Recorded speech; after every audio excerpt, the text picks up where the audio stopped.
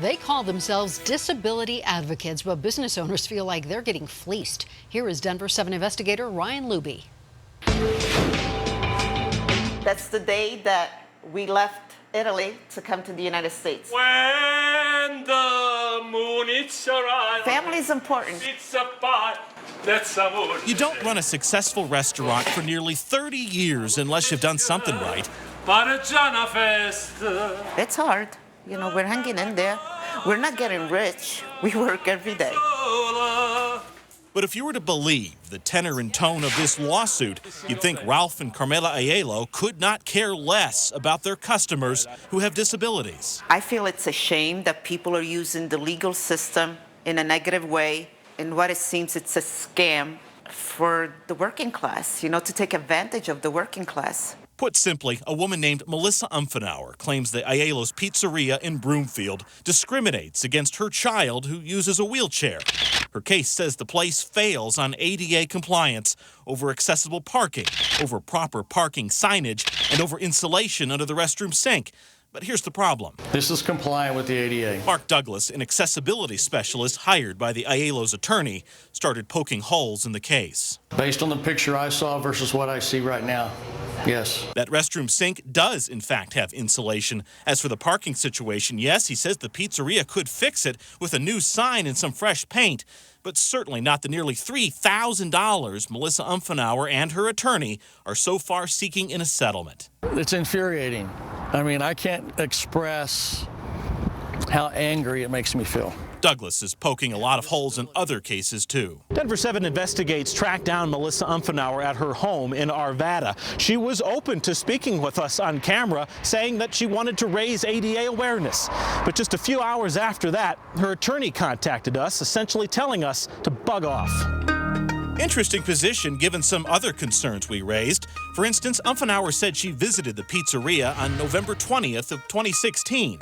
Trouble with that was a Sunday. The pizzeria is closed on Sundays. Also, Umfenauer's attorney, James R. Carr, does not have an actual law office in Colorado that we could find. The address he lists on the lawsuit, a UPS store in Boulder. And even more troubling, he does not even seem to know his client. In his email to Denver7, he made reference to Umfenauer's daughter. But on the website for the Colorado Developmental Disabilities Council, where Umfenauer is listed as a council member, she says she lives with her, quote, amazing son. My opinion of these different lawsuits that are going around and the litigation that's being done, it's pretty upsetting. Denver7 Investigates learned many of these recent cases are cookie cutter, almost identical to dozens of recently filed cases in not only Colorado, but New Mexico and Nevada, too. They're also tied to websites that all have digital signatures that link back to Arizona, to people associated with a group called Advocates for Individuals with Disabilities, which has filed hundreds of ADA cases. Coincidentally, the group posted jobs in Denver, Albuquerque, and Las Vegas for civil rights advocates and ADA attorneys just a few months before this new wave of lawsuits hit. So, Storna, can I talk to you about your lawsuit? Our sister station in Phoenix keeps asking tough questions of the group, and now the Arizona Attorney General's office is directly involved. Our calls to the group were never returned. Most business owners, their job is to run their business.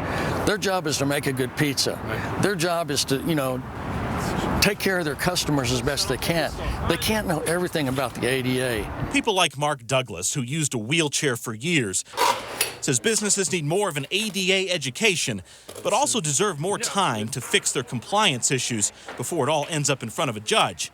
Until then, that's exactly where Ralph and Carmela will have to be, working hard to defend decades of their hard work.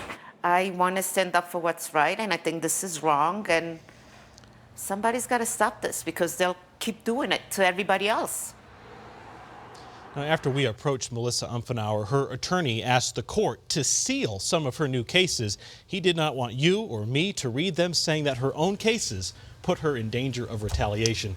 At least 2 judges have denied those requests. So I assume somebody's trying to do something to right this. In short, yes, somebody is trying to fix this. There's a new bill in Congress that has co-sponsors from both political parties. Basically, it would give businesses a grace period of sorts to fix their ADA issues before they get dragged to court. You can read all about that and some of the other documentation we have as part of this investigation on the denverchannel.com right now. Makes sense. Interesting. Thanks for bringing that to Thank light, you, Ryan. Ryan.